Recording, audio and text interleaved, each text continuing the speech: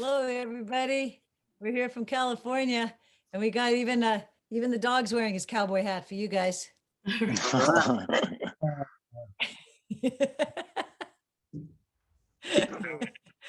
right, I'm in now. Getting the spirit of things here, you know. Good. Well, thank you guys. I think a lot of you know who they are, and you probably looked it up. If you haven't looked it up, look it up. We're really honored to have them.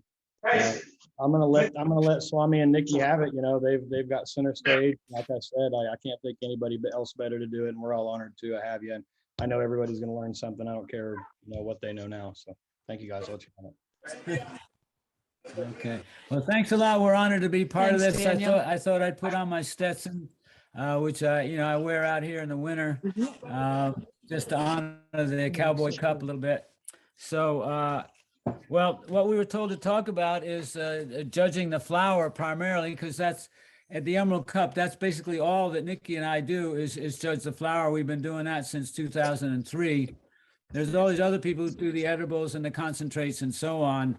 But let's face it, it all starts with the flowers. Yeah, it all starts with And the we all know flowers, that, yeah. So, I mean, when we started off judging in 2003 for the first cup, there was about, I don't know, 25 or something entries. 30 entries. 30 entries, We always maybe. argue about how many And entries. and that was it. It was only flower. It was not all these other categories that we have now. So you guys are amazing that you're only in your third year and you're already like really cranking this out. So congratulations, Oklahoma. We're very Yeah, impressed with what you're really. doing down there. Everybody's talking about Oklahoma now, that's for sure. Yeah. So that's when we started, we developed our method of analysis in the Emerald Cup over many years, and a lot of people had input on making it happen. And it's evolved quite a bit over time, but we kind of started out with the idea that if someone comes in with a big bag full of a pound of weed, what are you going to do to evaluate it? You're going to, how many thousand you're going to spend? You want to make a pretty good choice, right? So obviously the first thing you do is you look at it, right? That you get the look of it. And so for us, and then you're going to smell it, you open up that big bag and stick your head right in it. Well, actually, what we do these days, because we have so many entries now. I mean, now we've had up to 650 one year. Sounds like you're just about getting there too. It's really overwhelming. So we have about 13 judges that we use for the flowers alone. And what we do is when we've got that many now, we'll lay out, literally you'll walk into a room and there'll be all of the entries laid out in mason jars. And the first thing we do is go through and look and smell. We just pop open every jar. And basically, if it does not have a good terpene smell, if it doesn't have any terpenes at all, thanks for entering, folks, but you don't have a chance. So, at a certain point, you do have to narrow it down. There's just, because we don't have all that much time. How much time do you have to judge your entries? Are you doing it over a period of days, weeks, one day? How's that work? The sun-grown only has like 14 days, right? Oh, sun-grown will only have about 14 days. I mean, in the past, there hasn't been that many sun-grown entries. We're mainly an indoor state. People have been having problems with sun-grown, trying to get rid of the BT and all the you name it. I mean, the list goes on and on, but we don't know. We don't know how many we'll have. We'll kind of cross that bridge when we get there. But yes, the sun-grown is about 14 days. Indoor flower, they have about 6 weeks. So Okay. I see. Oh, wow. That's interesting. Well, so much more indoor. Well, we would have that much time in 5 or 6 weeks in the Emerald Cup, but there'd be times when we'd be smoking 21-gram joints a day. So that's when you want to eliminate ones that you can, right? So the fact is that, like Nikki said, if it doesn't have any smell or it looks like a terrible trim or shaggy or whatever it is, then you kind of throw it away because you can't waste your time and your lungs on something that doesn't have a chance of winning. Right. So, and of course, basically judging for indoor and sun-grown is the same thing. It's no different in how you judge it. So this for sure applies to both of them. right. It absolutely does. So that's where we would start, is with the terpenes, really. But no, it's actually the and two how ways, does it the look? look. And that's what you say, you can eliminate, in a big year, we've eliminated 15, 20% just on the terrible look and no smell at all. So at a certain point, you kind of have to be ruthless. And after a while, you train yourself and you trust your instinct. So Although there have been other years when the winner is just so good in every way, but didn't really look that good. And that would always be a concern because people would want to put it on display at the actual cup. And it's like, this doesn't even look that good, Yeah, but yeah. it's the best weed we got here. So sometimes you do have to kind of make allowances for that, about well, that what it is gonna allowance is, be. there's certain cultivars that look a certain way. And it'll look a little Right. scruffy compared to some other cultivar, but it's actually, that's what that cultivar looks like. So that's kind of what you have to tune in. If that's a typical of that cultivar, then you're not going to grade it down if it's a little bit, open or not so nuggy or something like that. And so, Right, like if you can tell it's a diesel, for Yeah. example, or that sort of strain, where it's very difficult to trim to make it look good. So if it ends up looking pretty good, that's a bonus. and that's that kind of basically what you have to get to as a judge is you're not looking for your favorite. You're not looking for the one you want to smoke or the one you like. You're looking for the best one of whatever it is, whatever category. For years, there were a lot of tangies, and I hate tangies, but there were some none that were really good and they deserve to win. So you give them those points, right? And so you have to really eliminate your own sort of personal preference here up to a certain extent. And then you say, okay, what is the quality of this thing? So the first thing you do look at is what it looks like. And then what we do is we get a little jeweler's loop, right? And sometimes you can do a 60 times or 100 times loop. And then you look at the trichomes, right? And so Nikki never does that. I always do it, right? And so what it is, you're looking at the trichomes and you say, okay, are there a lot of trichomes there? Do a lot of them have lost their heads, or do they all have those little ball heads on them? If they don't have their heads, then you can know it's a kind of sloppy machine trim. And so you'd be aware of that, right? And then remember, there's like 6 different kinds of terpenes. They look differently. Some of them don't have the heads, especially the ones on the hairs and the ones on the sort of the leafy matter. And of course, indoor always has much more, of the bling on it, much more dedicated, coated with trichomes. But as a judge, I've never been able to actually get a number out of looking at the trichomes. I just want to see what it looks like really close up. And that's when you really get kind of look inside the plant. And then in the visual assessment, also, you want to see, are there any mold? Is there mildew? Is there dog hair, cat hair? And Nikki, Bugs, look for bugs, or things like that. something like that. Maybe a wing of some insect will be in there. Doesn't necessarily mean you knock it off, but just be aware of that. Yeah, that kind of depends. I obviously, if there's mold or mildew, yes, that's Then it's forget it, out, it's just out. gone. If right? it's got a little bit of bird shit, for example, I mean, that kind of just means it's sun-grown organic. You can't avoid the birds. Yeah. But what you do want to realize is that if somebody's going to the trouble to enter a competition, they should be giving you their absolute 100% very best. Yeah. So if they haven't taken the time to make it look beautiful and, just present it properly, then they're not very serious about this competition. Right. The people who enter will be cherry picking their best buds, right? Because that's what you do. You're trying to win a contest here, right? So if you find a really funky bud in there, it's like, okay, someone didn't care too much. And so you can just go on to the next one, right? So the look is really important, and the jeweler's loop is important. And then you're also going to look at the kind of shape, at the shape of the bud, right? Is that, and in the trim, you're looking at the trim. If you can see this now, the trim, you start to see the structure of the bud, right? It's not just a uniform shape that's looked like been on a lathe or something. You see how the trimming has gotten into this part here, the architecture of it, right? So you're looking at the quality of the trim. Are there crow's feet still on there? And are the bracts still kind of intact, and so on? So you're just giving a good quality assessment of, what it looks like and how it's been handled, right?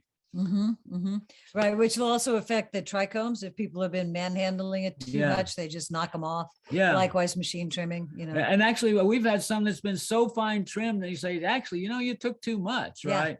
So there's always that kind of, we're looking for that ideal middle of the thing. So right, because a tiny bit of extra leaf will protect the bud, but not so much that it's going to cause chlorophyll. Leaf, just little stuff. Just little tiny stuff. You don't want the you're going to get a harsh throat if it has too much of the leaf on it. So that now, on the basis of look, in the Emerald Cup, we would have given it a maximum of 10 points, 1 to 10 points for the look.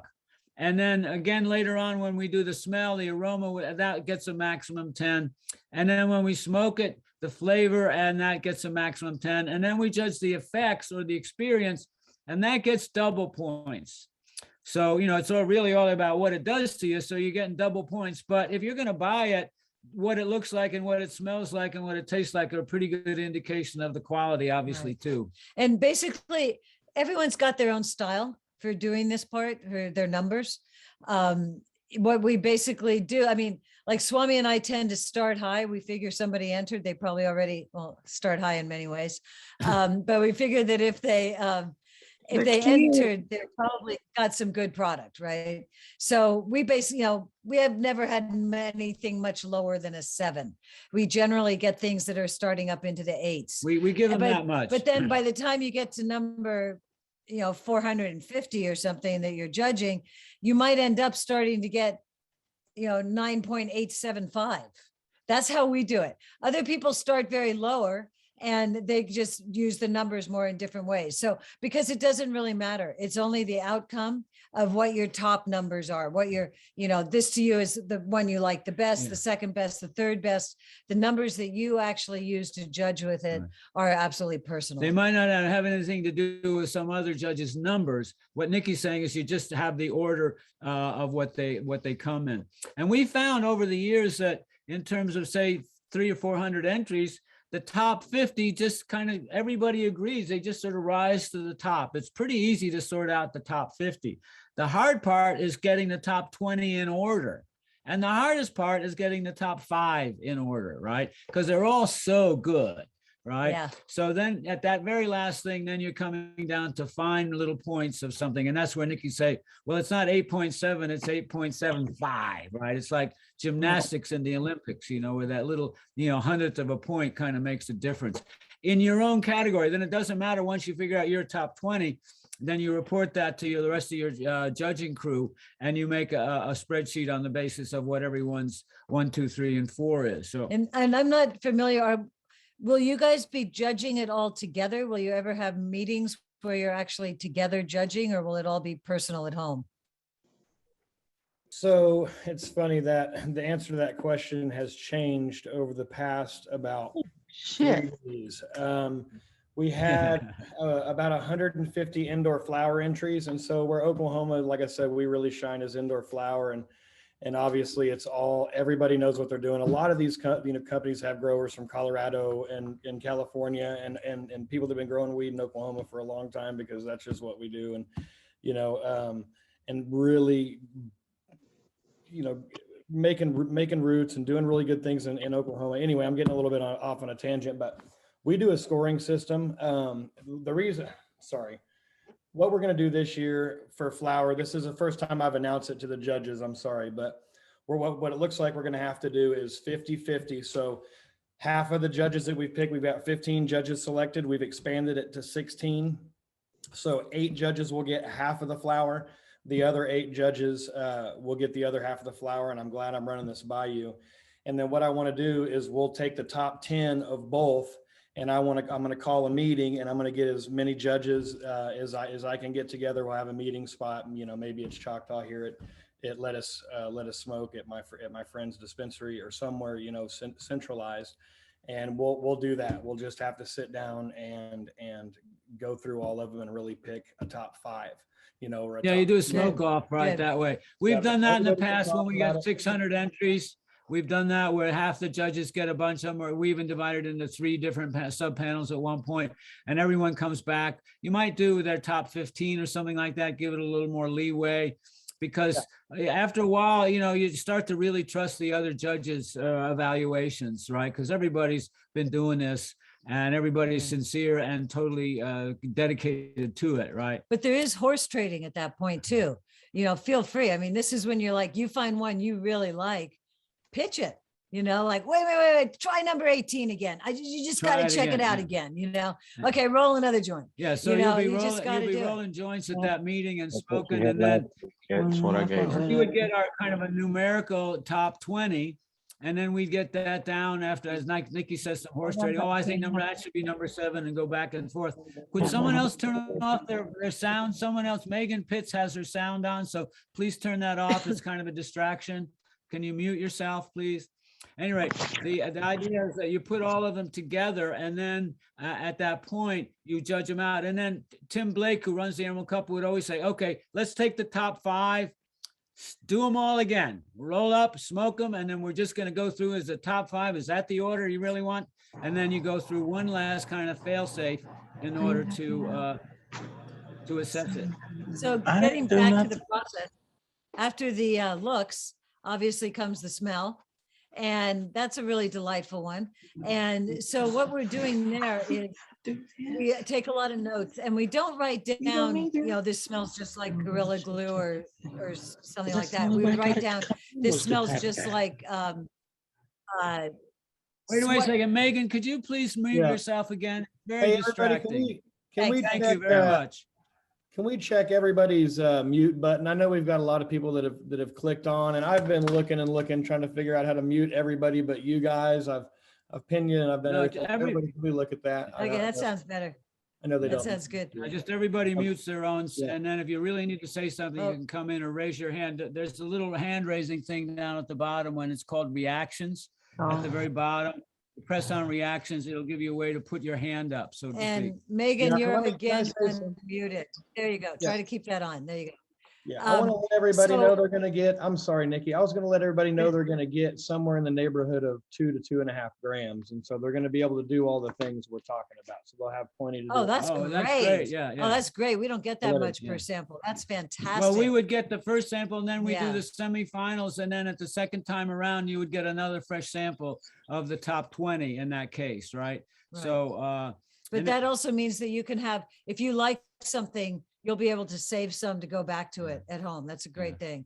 So getting onto the smell, like I was saying, we don't call it by whatever strain name it reminds us of. This smells like train wreck. No, we're going to say, this smells like cardamom, or this smells like a wet rag under the sink. or mothballs, mothballs, or cardamom, or yeah, oregano, whatever. Yeah, all these things. So you're going to come up with really things that other people could understand, because and you're not going to be able to say this smells just like myrcene, or this smells just like beta caryophyllene, because that's not going to make sense to everybody. If you know that stuff, you're going to want to get it. We're talking layman's language here.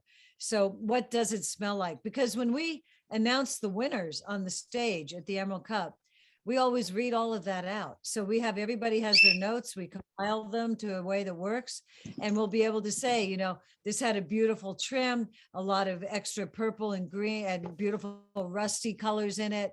You could tell the trichomes were, really lots covered in diamonds, and the smell was like, just like bananas and roasted chicken or something. I mean, God knows, Boston cream pie, Yeah. whatever it is. Because the more poetic you get, first of all, the person who grew the weed is going to love you. And second of all, the audience is going to be entertained. And it's a whole lot of fun to do it, to try. And I want to tell you a little secret.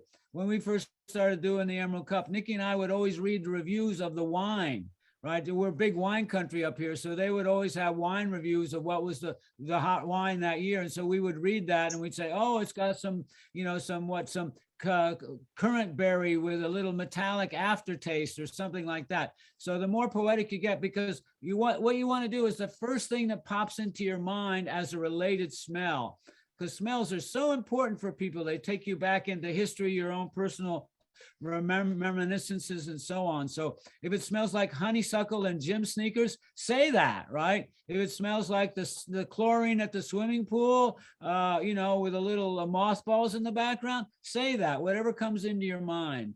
So, yeah, and you're going to do the same thing now in the next category, which is taste. And so, but what we do first, before we do a lighted up tasting we do a dry hit. Well, okay, let's go back a little bit. We're still on the aroma to begin with. And so when we get a bud, the first thing we do is we open it and we just smell the bud. Has that got anything in it? Well, okay, there's a little something. Then we'll break the bud up into smaller little pieces, right? I don't know if you can see that on the tray there, smaller little pieces.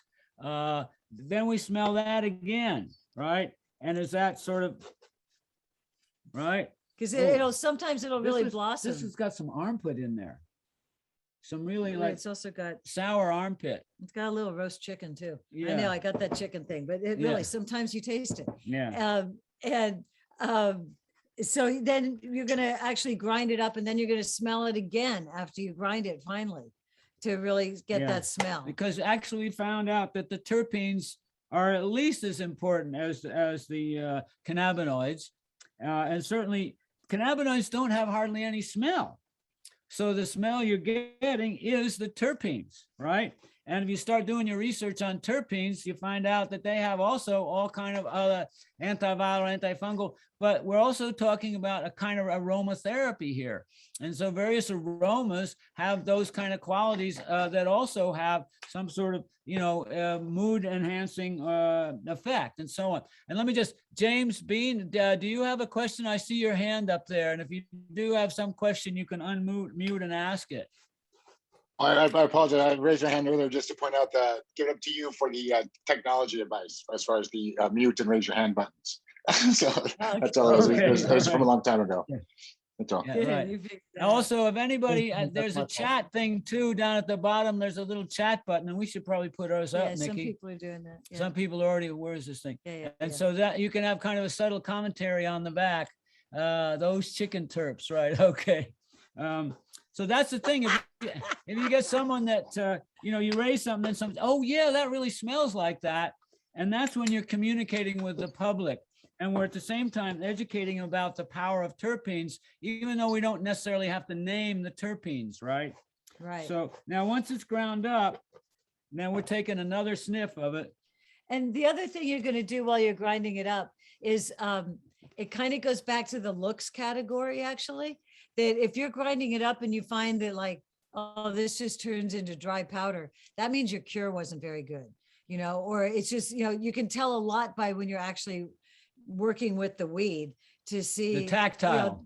How it is. And that has a lot to do with, well, that's what we put under the looks anyway. Yeah. The cure and how it ends Yeah, up. so you're dealing the visual sense to begin with, the look, and then secondly, the aroma, what they call the olfactory sense, right?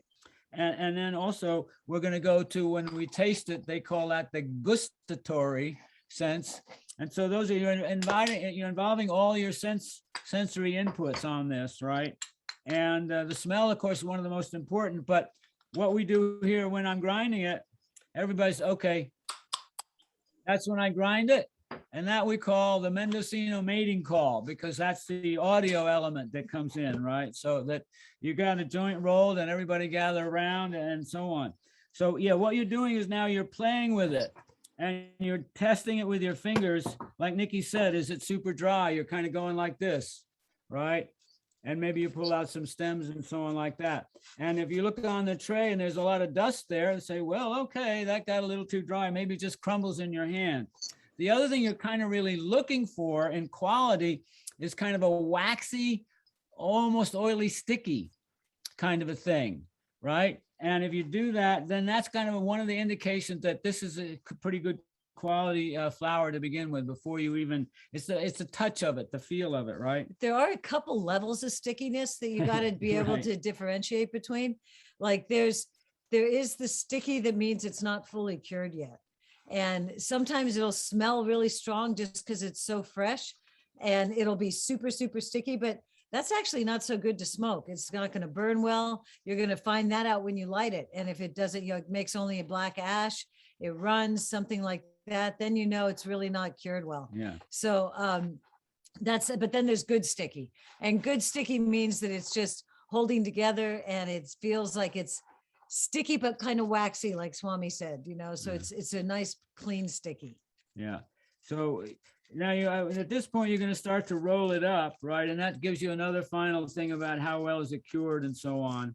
And I was thinking of something and now I forgot. I haven't gotten that stoned yet. So it's like, in terms of the rating system and going back to the look and the flavor, the terpenes, like yeah. Okay. So now you're going to roll up the joint, and that's when you're finally going to get your last element of tactile, like Nikki's talking about, and also the aroma. And Now, the other thing about that's what I was Conservative. remembering. The aroma is it has to do with how warm the sample is. So for example, if you have a jar and that's going to be sitting in the sun or next to a heater or something like that, when you open it up, you might get what we sometimes call jar jumping terpenes, right? But it might simply be the fact that it was warm. So those terpenes, which off gas at a certain temperature, they're going to be off gassing more because the sample is warm. Put that same sample in the fridge, right? And all of a sudden it's not going to smell nearly as much. So you want to kind of evaluate things. And that's another thing actually over in the overall situation. Nikki and I do what we call set and setting. Now you may have heard that in terms of psychedelics and everything else. Tim Leary was talking about it, right? Well, what we do is we always judge the cannabis in the same place. We have a seat in the living room. We sit next to each other. And for 18 years, we've been judging the cannabis in the same place. So that's the setting, right? Where we're always, so there's no variation there where we're in an exotic place and we're getting super stoned, right? And then the set is, hey, we're judging now. And it's not like just smoking a joint with your buddies. We're down, we're focused, and we're writing numbers down, and we're talking, and we're discussing, and we're looking again, and look at it again, and smell it again, and so on, and take notes, right? And whatever pops into your head at that point, whatever sort of just jumps in, write that down, because it's probably pretty true. So I see another hand up for question. Dabman, the mystic. You want to say what you have to say or ask? So my question is, when it comes to using like a grinder for breaking it up, do you find it's better to use a clean grinder for buildup in between strains? Like as in cleaning it as you're switching from one strain to another to prevent buildup, say you're using 5, 6 different strains, does it change like terpene profiles as you go through that? And if I need to explain that, let me know.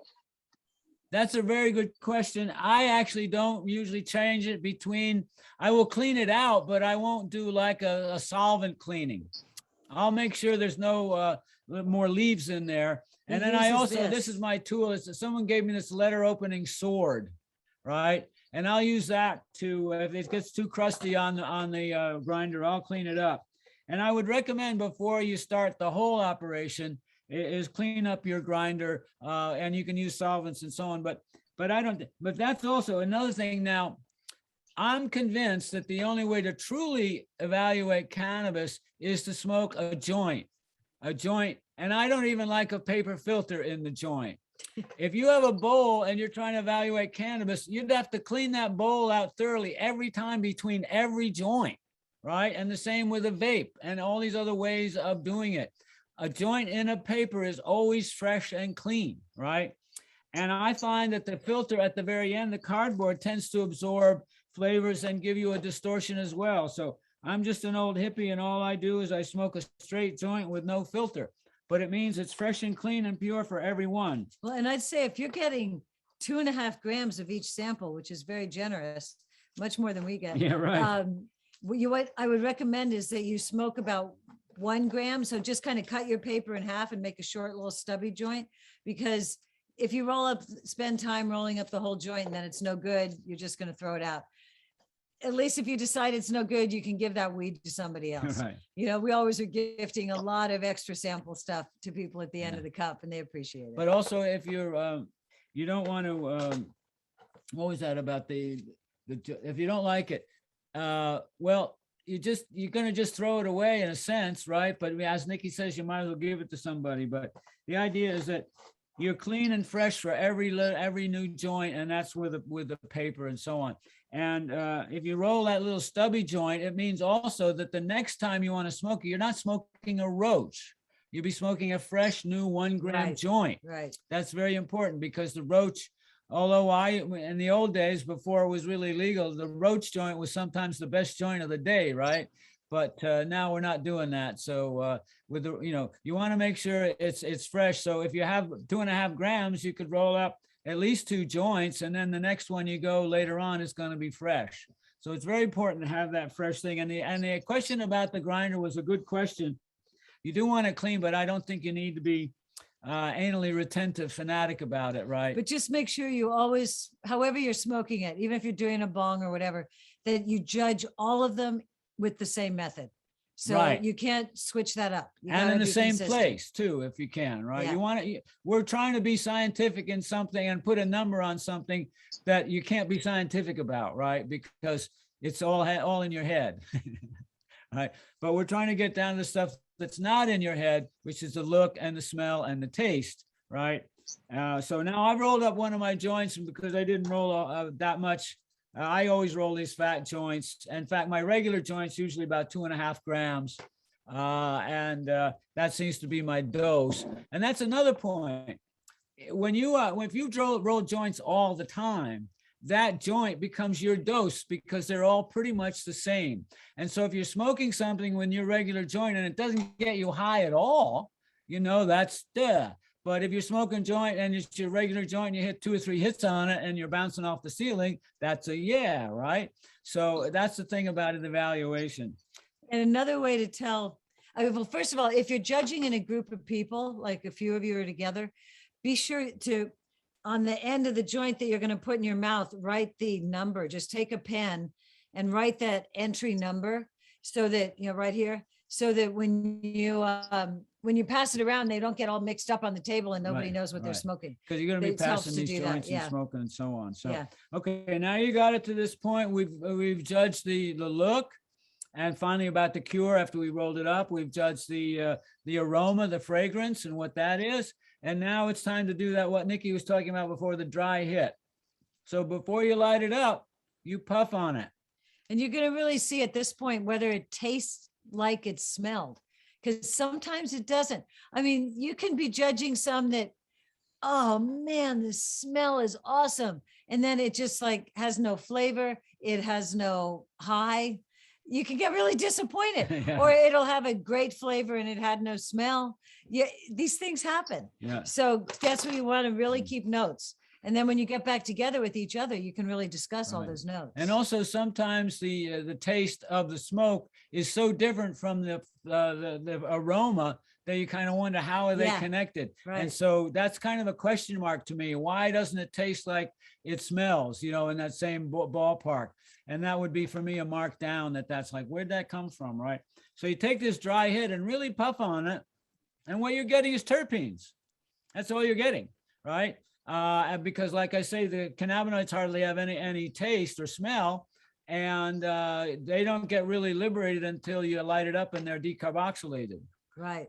But that now terpenes will start to vaporize or boil at like a little over boiling point, 225. Your first terpenes start to what they call boil or vaporize, right? And so every cannabinoid and every terpene vaporizes at a different temperature.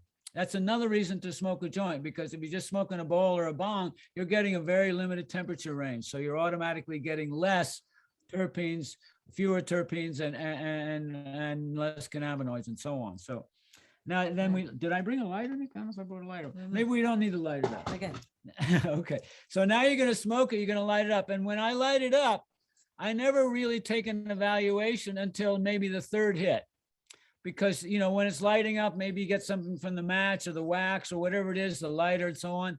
And then you want to get it to go so that coal, that cherry's like well going and really, giving you a good full hit.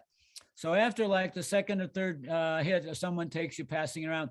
Oh, and another thing, like we were talking before, if you're in a group and you're starting to talk about it, one of the things is if you're starting to talk about the aromas and the fragrances, maybe you have everybody write it down first, because if I say something, everyone's going to kind of agree with it probably, or at least I give the power of suggestion.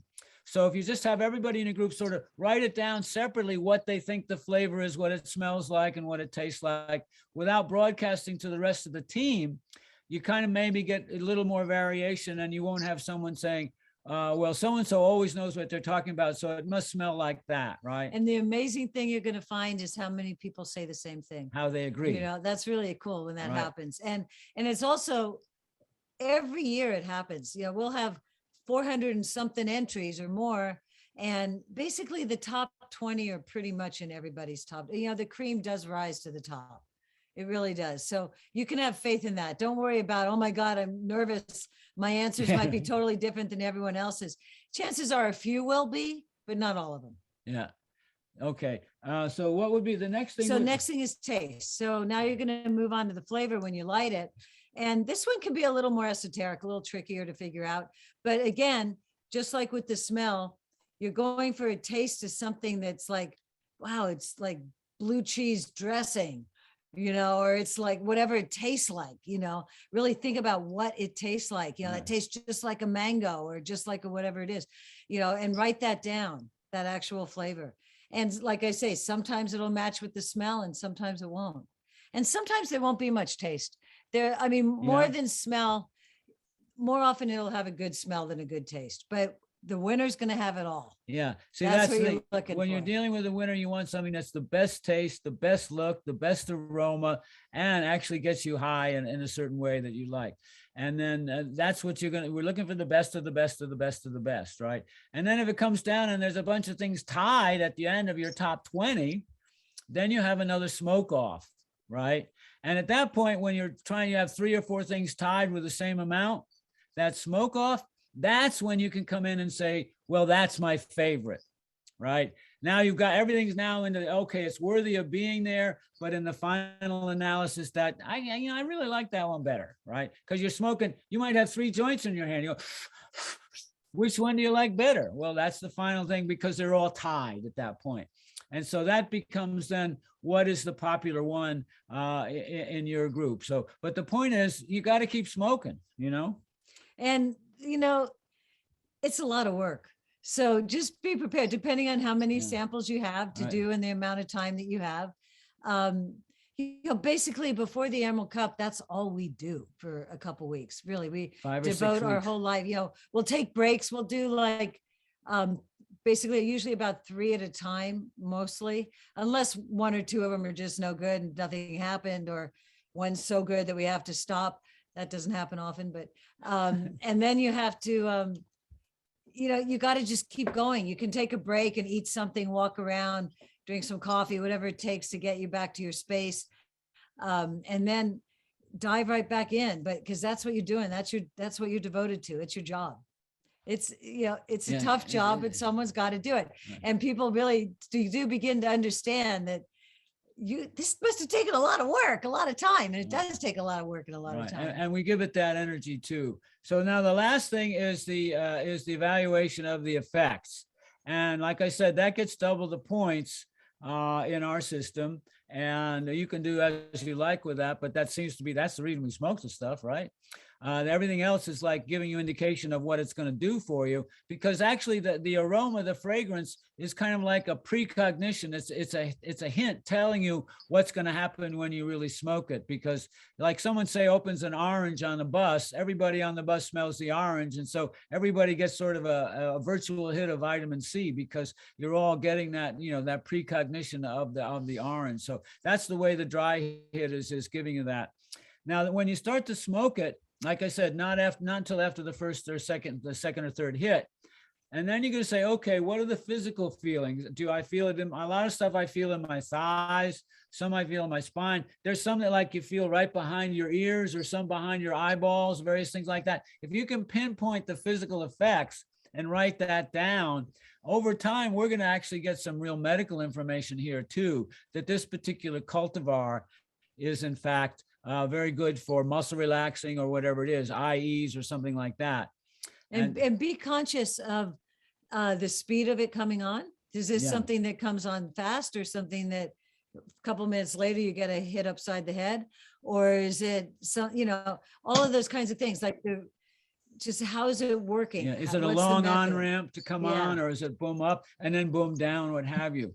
So, and then there's another thing that I want to talk about a little bit. This is getting a little bit more esoteric, down in the weeds, as we say. And that is, over time at the Emerald Cup, we kind of worked into a sort of, when we had those 600 mason jars, we would sort of kind of group them. And these are kind of mostly floral over here. And these ones here seem to be really fruity in general. And over here, we got a lot of fuely, and then a bunch of here over earthy kind of thing.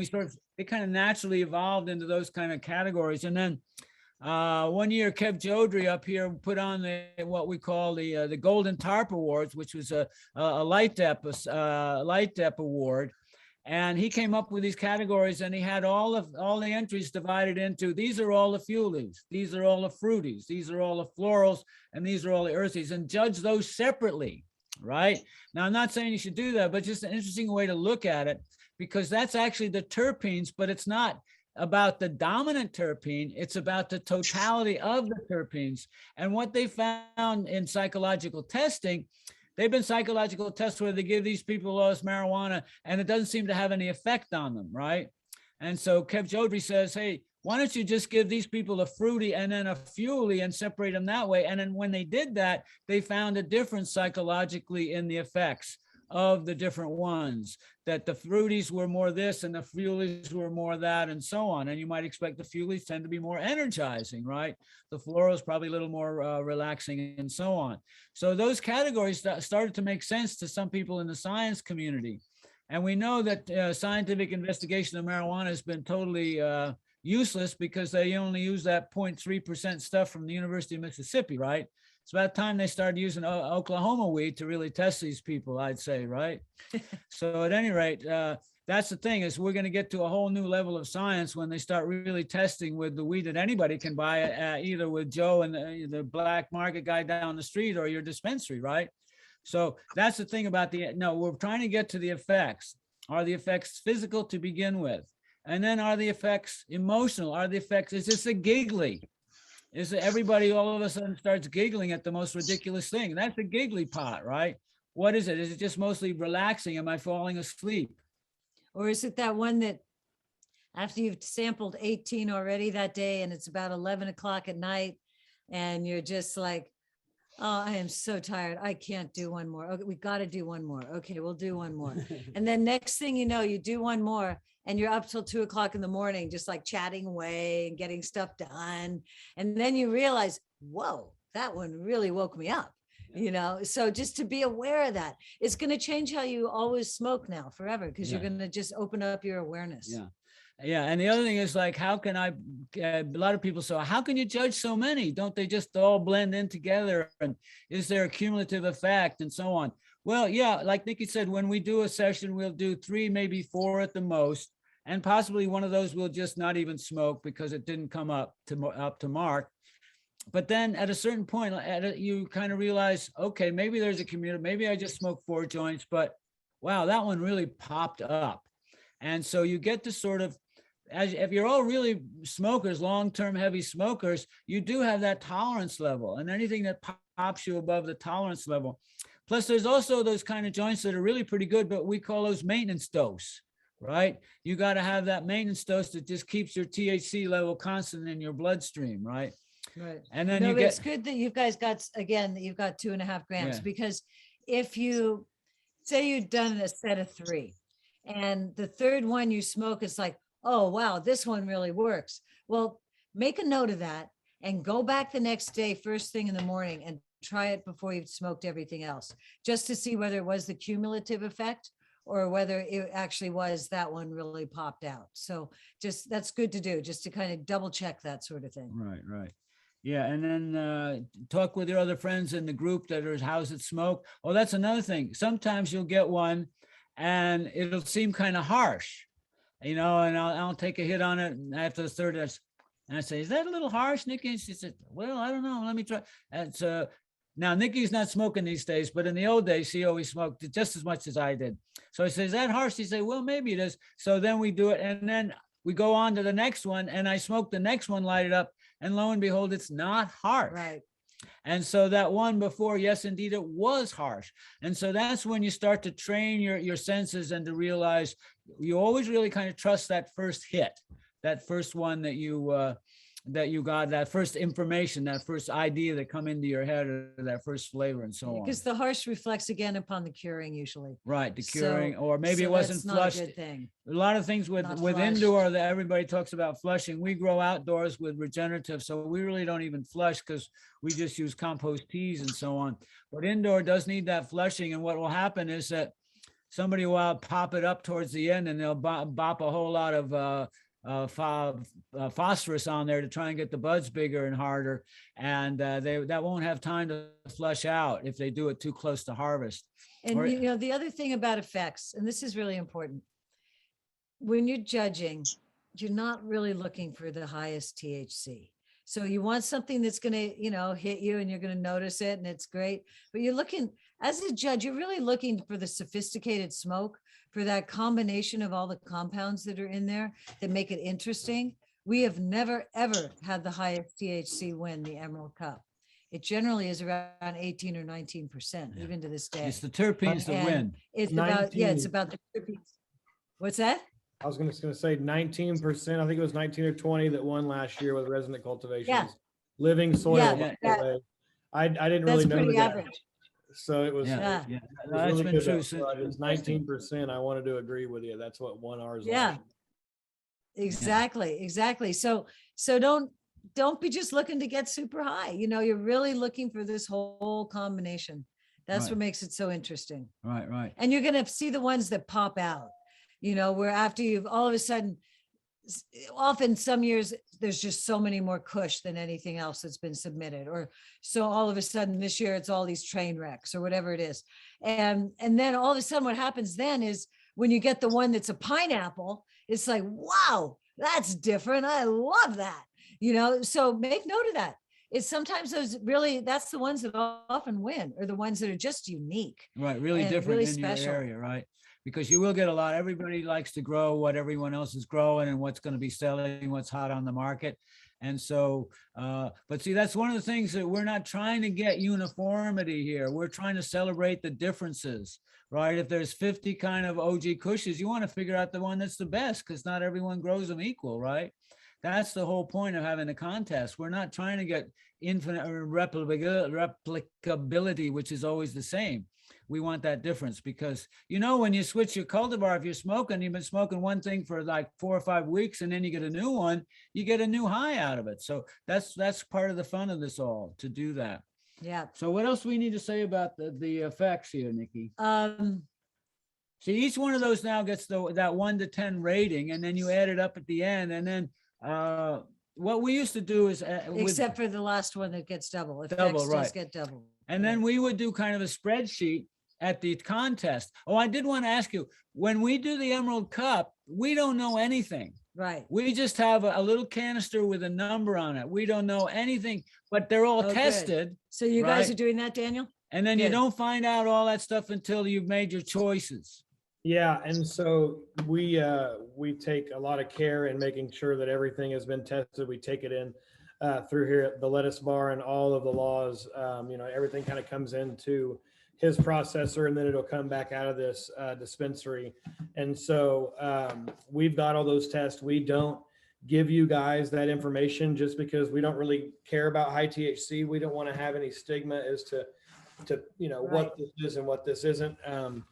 And so I think we may bend the rules a little bit, but rest assured, if you guys called me at any point and felt like you needed to ask something about a specific entry, everybody knows how easy I am to get a hold of. All these judges have my cell phone number. They have my text, so they can text me. More than happy to open up the books at any point. Everything's on the up and up. Chet wouldn't have it any other way. This is a major company here, and so I just want everybody to rest assured we have those.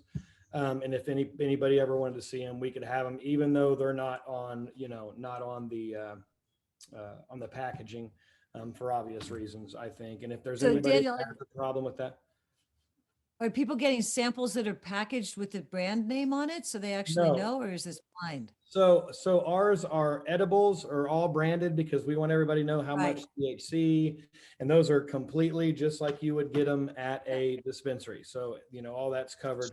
And the flour and the concentrates are the only ones. And so, but like I said, we're completely open. We've got all that, I can assure you. And if anybody wanted to ask me for one, I could come up with it right Yeah, now. but you don't want to have those numbers. You don't want the judges to have those numbers beforehand, because that will prejudice. You can't not have Right. prejudice that way. Right. That's right. So We don't do it. afterwards. Yeah, that's Good, great. We'll Yeah. have numbered no, samples, that- blind Yeah, numbers. no, that really gives it credibility. So You then know, for another people to thing know now that. about how you tabulate the results at the end. So now we say every judge now has their own top 20. right? And now you're going to have someone, and over the years, we figured out that we needed kind of a spreadsheet to take care of all this. And we finally had someone who wasn't such a stoner, they could figure out how to do a spreadsheet. You know, it wasn't me, I'll tell you. So at any rate, what you do is you put every judge's name across the top, and then you put all the different cultivars along the bottom, and then you'll have each judge where that cultivar fits in their top 20, right? And then what we found out over time is one year we had all these numbers up, and one entry came in and had maybe 10 points more than the nearest one. And then somebody said, hey, but you know what? Nobody had that one as their number one. So we all kind of looked and said, well, actually, you know, we can't do that then, right? So what we did is we went back and we said, let's redo the numbers. So we said, okay, you're number one, and we were doing a top 20, but say you do a top 10. So your whole thing is top 10. So your number one on your top 10 gets 10 points plus 3 points for being your number one. It's kind of like seeding in March Madness, right? And then your number two gets 9 points plus 2 points for being your number two. Your number three is 8 plus 1. And when we did that, it turned out that one that had won by like 7 or 8 points turned out to be fifth or something like that. And the top one just jumped out by 30 points or 15 points because it got those extra 3 and 4 points. So what it is, you don't know, actually, when we're putting the numbers together, we don't know how much you think your number one is better than your number two. So to kind of incorporate that in, you get your number one, you get 10 points for that, but you also get 3 points for that being your number one. And that gives then that extra point to say that gives you, that's really what you wanted. You can try that out if you want. And then I would recommend at the end, do all the numbers, get them all, and then re-smoke the top 5 or 10 and see if you agree with those numbers, just in a kind of big meeting where everybody's hanging out and smoking dope. Right. Good idea. So, any questions now? We probably can talk for. We haven't stopped. So yeah, who has some questions out there? Looks like you guys are all set. I'm going to then. light this one up since I rolled it and so on. I might as well. But, you know, ultimately it's the effects that really count the most. Okay, Kelly, unmute and let's hear your question.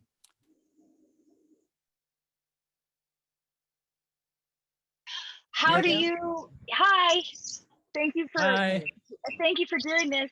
I'm wondering, do you have like a corner of your house where you have all of your entries, and do you like go through them sequentially, or do you like do like a pre-sort of like with the smell, and then like how do you do it? Do you just take the number like just 1, 2, 3, 4, 5? Do you have them? Because it's a lot of stuff to have in your house. And so I was wondering, like, logistically, how do you like put it in your house, and what?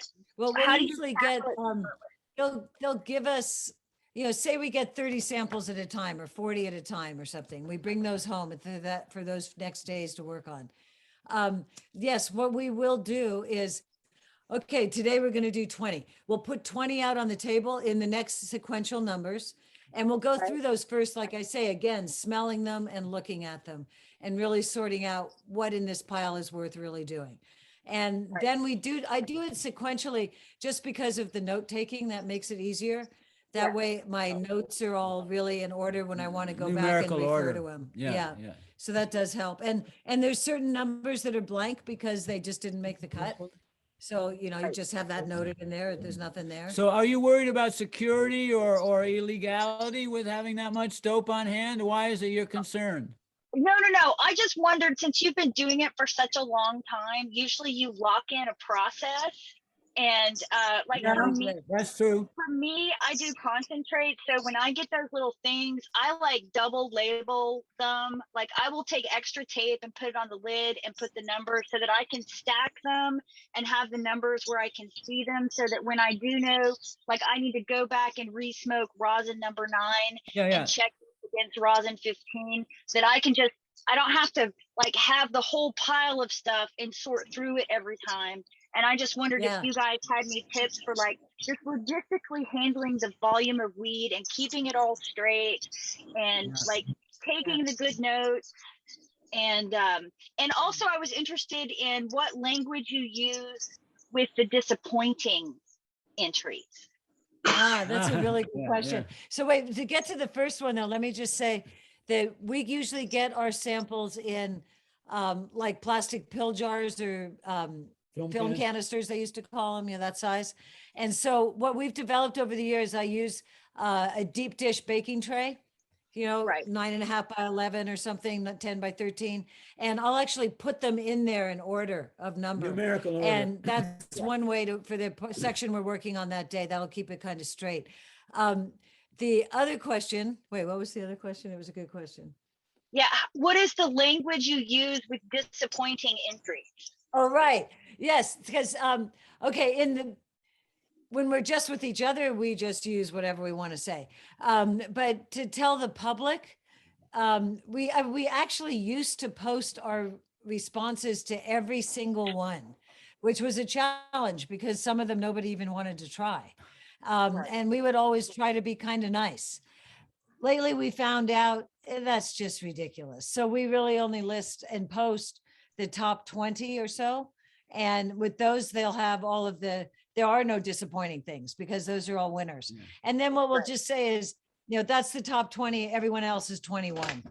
And because you don't really want to go out there and Yeah. break people's hearts. Well, And yeah. and there will be people that come up to us at the cup and say, come on, you just have to tell me, what did you think of number 121?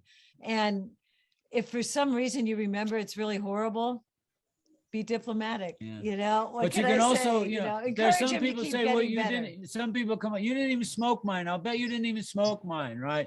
So then Right. you can go back to your notes and you look it up and you say, well, actually I did smoke. It was a piece of junk. No, right? no, we wouldn't you- say that. no, but But we you actually, would be able to say, this is what it tasted Yeah, like. yeah. And, you might next year try less water in the last couple of weeks or come Whatever. up with some solution Yeah. for them. No, actually, we Right, kind of had a right. principle not to say negative stuff about Yeah. anybody's grow. That was kind of our basic thing.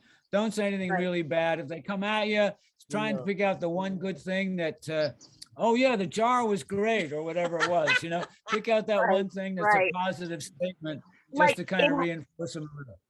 I thought the trim job was great, but the smoke was a Yeah, little hard. there you go.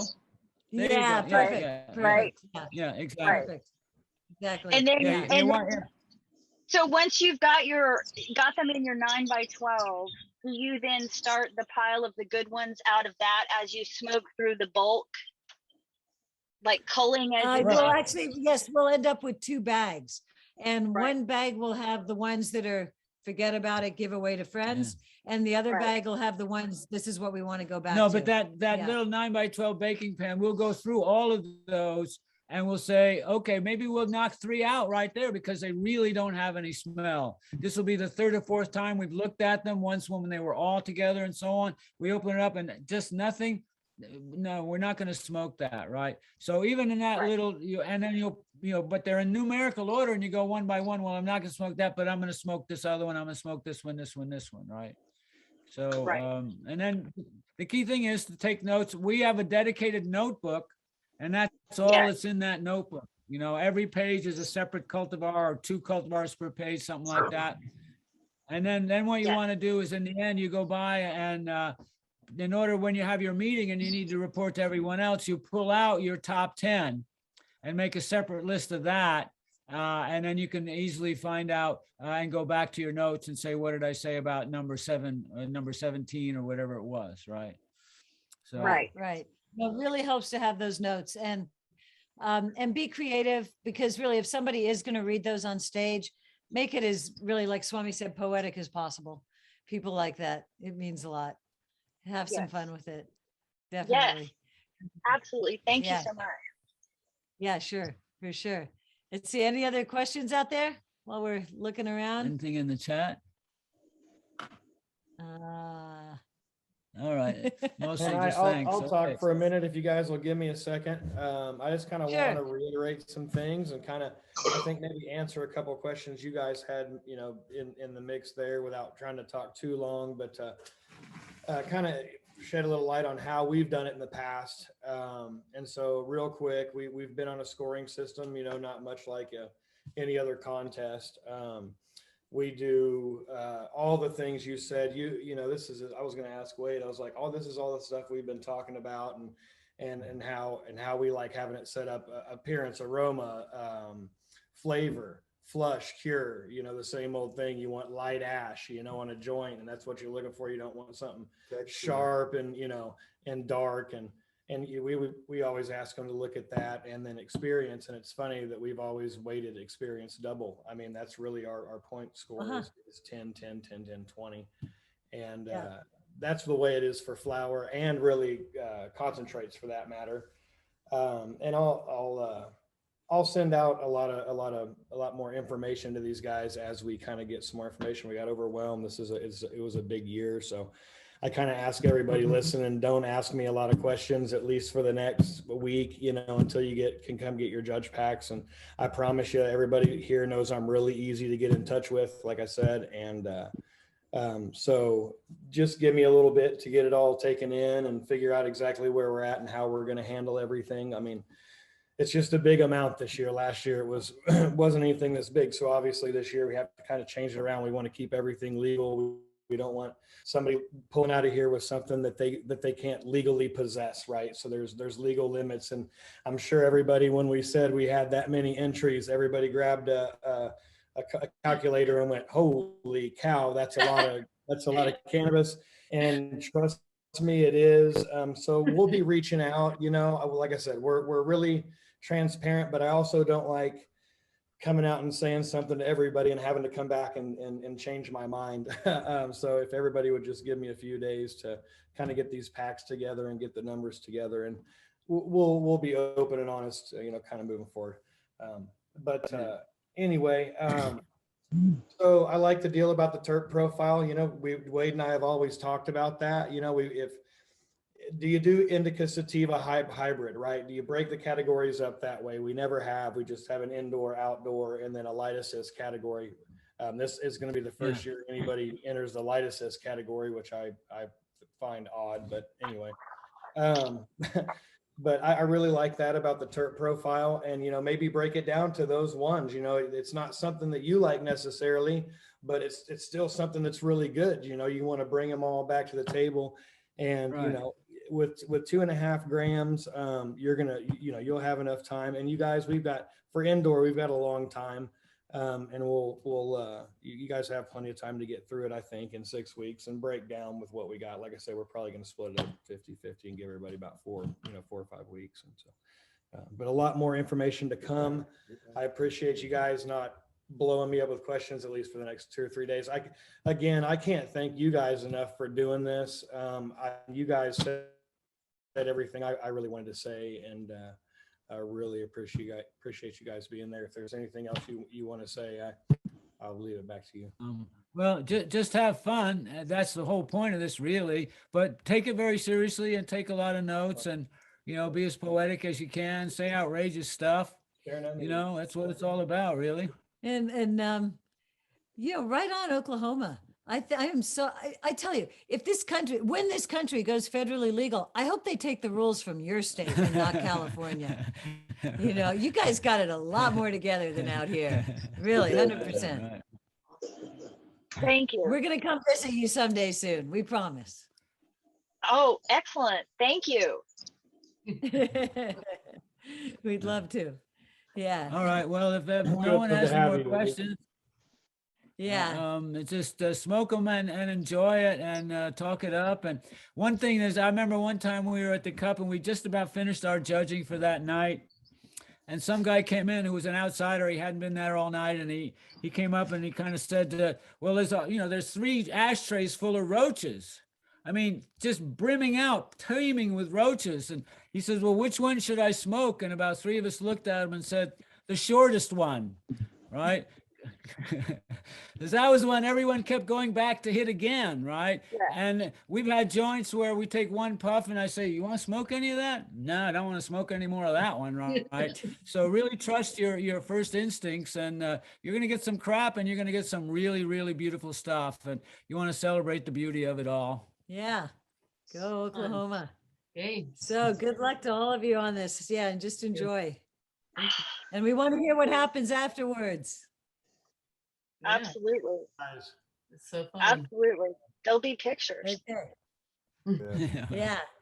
Well, I And hope just everybody- remember, the question you're going to get more than anything else from everybody is, how can you possibly smoke so much in one day and still be able to judge? Yeah, right. And the Okay. answer that we usually give is just simply, the good ones just pop through, you know, Right. they just, you can't miss them, because when you do get that high and something hits you, you know. Yeah. But You the other answer to that is, hey, we're pros. Yeah. We do this all the time, right? And so, you know, it's like you're old time smokers, so you know, judge it what you like and what you think is the best, you know. Yep. Enjoy it. Big So. So again, we can't thank you guys enough for doing this. We're honored. You know, I can't believe where we are year 3. I honestly can't believe where Oklahoma is year 3. Really? We're really proud of everybody here. And I think if you guys could come down and see it, it'll be, you know, it's going to be the best weed maybe in the nation. I don't know. We'll see. Everybody, I don't know about well, you that. got I Mendo, don't you know. got Mendo to deal with, right? Well, indoor for sure. You know, Oklahoma, you know, to be honest, we've all struggled with outdoor, you know, it's Yeah, I a bet. different Yeah. environment. And a lot of people came in from different environments, and so everybody, all these strains and stuff don't really come from here. And I think a lot of people Right. are searching for old genetics from here to bring that stuff back to get the, you Yeah. know. Well, yeah, you'll have to Right. develop those genetics again, but you know, this stuff grows all over the world, so you just have to keep going at it. And I just want to say a couple of things at the end is, number one, I'm on a podcast tomorrow for New Frontier Data. And I'm going to be talking at 10:30 our time, probably 9:30 your time tomorrow on New Frontier Data about cultivation and stuff and problems out here in Mendo. And then also I'm going to be at the MC Biz conference, MJ Biz conference at the in October 20th. I'm on a panel that's called Clash of Titans, Stoners versus the Suits. So I'm going to be the stoner. So I kind of be speaking for all of you folks too, to a certain extent. And this and the suits are going to be people like Curaleaf, one of the biggest ones, and a couple of these huge. But also Burner will be on it from Cookies. So it could be sort of interesting. And it's at 11 o'clock on MJ Biz on I think the 20th. Yeah, it'll probably get shown somewhere. So. Yeah, it'll be shown. So, But you know, stay in touch. You can always find lots of educational stuff on our website. I put it up there, www.swamiselect.com, and just check it out. And I hope someday we can share a joint with all of you and turn you on to what we Yeah. grow. Right on. Yeah. Us too. Okay. Okay. Seeing you guys. Yay. all right, thanks to you. We're going to sign off Okay. here. Bye-bye, Thanks, everyone. everybody. Keep Good smoking. Bye. luck. Go for it.